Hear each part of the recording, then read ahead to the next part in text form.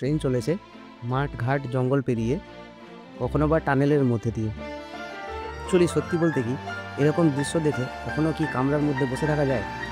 তাই ক্যামেরা উঠিয়ে আমিও বেরিয়ে দরজার সাইডে এসে দাঁড়ালাম এই সুন্দর মুহূর্তগুলোকে ক্যামেরাবন্দি করে ফেলার জন্যে।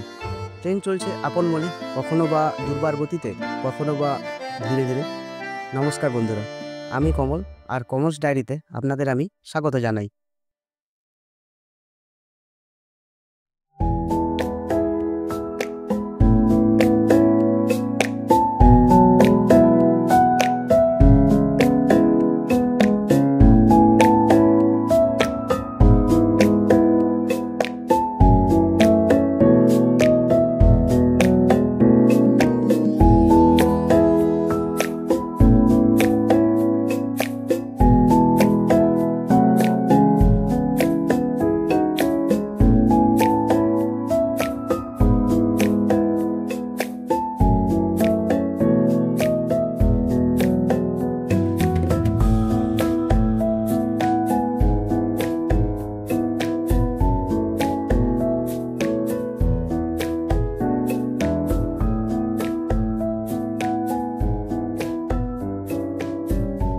আমার সুদীর্ঘ যাত্রাপথে ট্রেন যখন আনন্দ বিহার থেকে ছেড়ে ইউপি হয়ে বিহার পর্যন্ত এলো, তখনও আমার অতটা ভিডিও বা এরকম কিছু কিন্তু জাগেনি, কারণ আমি তখন ঘুমিয়ে বা ফোন ঘেঁটে সময়টা অতিবাহিত করেছি। কিন্তু যখন ট্রেন ডিলে হতে শুরু করে, তখন কোথাও না কোথাও অন্য সব যাত্রীর মতো আমিও কিছুটা আশাহত হয়েছিলাম। কিন্তু কখনো কখনো কিছু খারাপও যে ভালো হয়ে যায়, ভালোর কারণ হয়ে যায়, সেটা এই ভিডিও না করলে হয়তো আমি কোনোদিন অনুভব করতে পারতাম না বা বুঝতে পারতাম না। অ্যাকচুয়ালি যখন ট্রেন লেট হতে শুরু করে, তখন আমি কি করি, কিছুটা সময় কাটানোর উদ্দেশ্যে দরজার সাইডে গিয়ে যখন আমি দাঁড়াই, তখন ট্রেন ঝাড়খণ্ড এসে পৌঁছেছে। আর আমরা সবাই জানি, আমাদের শ্রদ্ধেয় বিভূতিভূষণ বন্দ্যোপাধ্যায় মহাশয়, যিনি ওনার লেখায় বারবার ঝাড়খণ্ডের কথা উল্লেখ করেছেন। কেন সেটা আমি এই প্রাকৃতিক বৈচিত্র্য না দেখলে হয়তো এতদিন উপলব্ধি করতে পারতাম না। বইয়ের পাড়ায় পড়েছি, কিন্তু অ্যাকচুয়ালি উপলব্ধি করতে পারতাম না। যে স্টেশনটি পড়ে নেতাজি সুভাষচন্দ্র বসু, অর্থাৎ গোমো যে স্টেশনটা, ওর কিছু আগের থেকেই আপনারা লক্ষ্য করবেন, প্রত্যক্ষ করবেন, আপনারা এই রকম প্রাকৃতিক বৈচিত্র্য দেখতে পাবেন। ট্রেন কখনো বা চলছে টানেলের মধ্যে দিয়ে, কখনো বা পাহাড়ের উপর, আর তার দু সাইডে এরকম সুন্দর গাছপালা বা জঙ্গলে ঘেরা। তারপর দেখতে দেখতে ট্রেন যখন পুরুলিয়া হয়ে টাটানগর স্টেশনের দিকে স্টেশনের দিকে এগোতে থাকে, তো আপনারা প্রায় লক্ষ্য করবেন টাটানগর, ঘাটশিলা, এই যে এর মধ্যে যে জায়গাগুলো, অ্যাকচুয়ালি আমি আমার ভিডিওতে বেশিরভাগটাই বেশি করে যেটা ফোকাস করেছি বা যেটা আমার বেশি ভালো লেগেছে, সেটা টাটানগরের আগের থেকে ঘাটশিলা পর্যন্ত যে জায়গাগুলো আপনারা গিয়ে দেখবেন। আমার তো খুবই ভালো লেগেছে।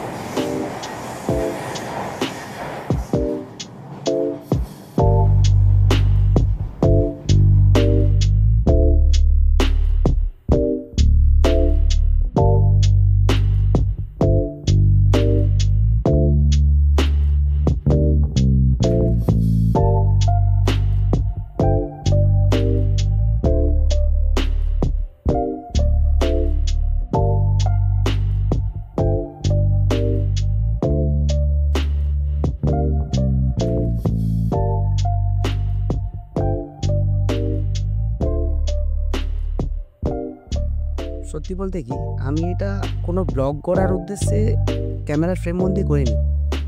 আমি ট্রেনে বসে বসে যখন বোর হচ্ছিলাম, আমি ফোন নিয়ে জাস্ট ট্রেনের দরজার কাছে এসে নিজের কিছুটা সময় অতিবাহিত করার উদ্দেশ্যে দাঁড়িয়েছিলাম। আর তখনই এই সুন্দর দৃশ্যগুলো আমার মনকে ছুঁয়ে যায়। আর সেজন্যেই আমি কিছুটা আবেগপ্রবণ হয়ে ক্যামেরা উঠিয়ে এইটা আমি ক্যামেরার ফ্রেমবন্দি করে রাখার কাজে লেগে পড়ি। সত্যি বলতে কি, এটা তখন আমার মনে এতটাই গেঁথে গেছে কি আমি এটা ক্যামেরা বন্দি না করে থাকতে পারিনি। কারণ যেদিন আমি হয়তো এই রুটগুলোতে আর যাতায়াত করতে পারবো না, আমার বয়স হয়ে যাবে বা আপনাদের কারোর, তখন আমি পুরনো স্মৃতিগুলো রোমন্থন করার উদ্দেশ্যে এই ভিডিওটা করেছিলাম। অ্যাকচুয়ালি এটা কোনো ব্লগ না, তবে আমি আপনাদের উদ্দেশ্যে একটা কথা বলবো। আপনারা যখন ট্রেন জার্নি করবেন, সবার উদ্দেশ্যেই বলছি, যখন আপনারা ট্রেন জার্নি করবেন তখন অবশ্যই চেষ্টা করবেন দু সাইডটা একটু দেখার। আমার মনে হয় ট্রেন জার্নি আপনার এই যে অভিজ্ঞতাটা, ট্রেন জার্নির যে অভিজ্ঞতাটা, ট্রেন ডিলে হোক বা তাড়াতাড়ি যাক, এতে সময় কাটাতে আপনাকে অনেকটা সাহায্য করবে। সঙ্গে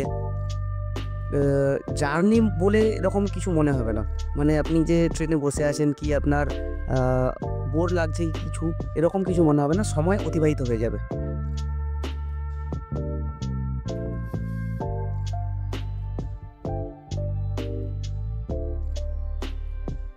আজকে এসে আমার মনে হয়েছে ভ্রমণ মানে কোনো নির্দিষ্ট ডেস্টিনেশনে পৌঁছে সেই স্থানটাকে এক্সপ্লোর করা। আমার এটা মনে হয় না। ভ্রমণ মানেই বাড়ির থেকে বেরিয়ে নির্দিষ্ট ডেস্টিনেশন পর্যন্ত পৌঁছানোর পুরো যে জার্নিটা, আমার এটাকে ভ্রমণ মনে হয়। তার জন্যেই আমার কোথাও না কোথাও এই যে আজকে ট্রেন জার্নি আর ট্রেন জার্নির দু সাইডের যে প্রাকৃতিক যে বৈচিত্র্যটাকে আমি অনুভব করছি বর্তমানে, আমার কাছে কিছুটা না হলেও কিছুটা এটাকেও ভ্রমণ মনে হয়।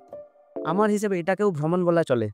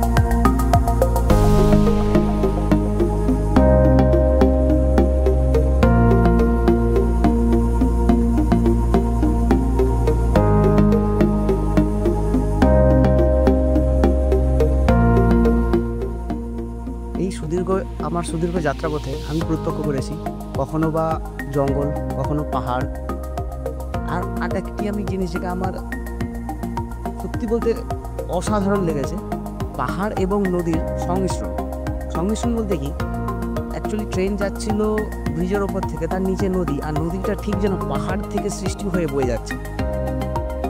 এরকম আমি অনেক রুটেই ট্রেন জার্নি করেছি, কিন্তু অ্যাকচুয়ালি এই যে দৃশ্যটা আমি কোনো আমি সেরকম রুটে বেশি তো ট্রেন জার্নি করিনি, বাট আমার মনে হয়েছে আমি এরকম দৃশ্য অন্য কোনো রুটে আমি এখনো পর্যন্ত প্রত্যক্ষ করিনি।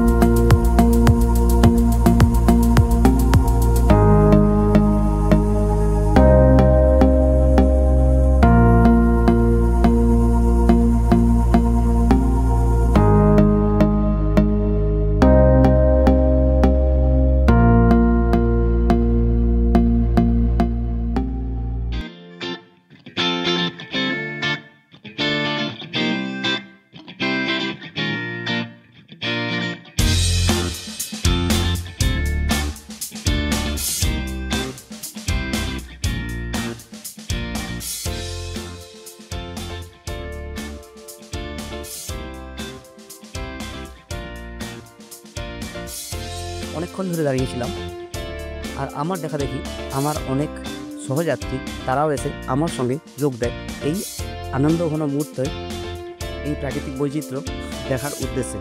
তখন যেন ট্রেন লেটের ব্যথা বেদনা নিমেষে গায়েব, আর আমরা প্রবেশ করেছি এক অন্য রাজ্যে। আর তারই সঙ্গে অচেনা সহযাত্রীর সঙ্গে কথার বাক্যালাপ শুরু, আর নিমেষেই যেন একে অপরের বন্ধু হয়ে যাওয়া। আর সত্যি বলতে কি, আমরা সবাই মিলে এই ট্রেন জার্নিটাকে দারুণ উপভোগ করেছি, আর এক রাত স্মৃতি নিয়ে বাড়ির পথে রওনা দিয়েছি। তখন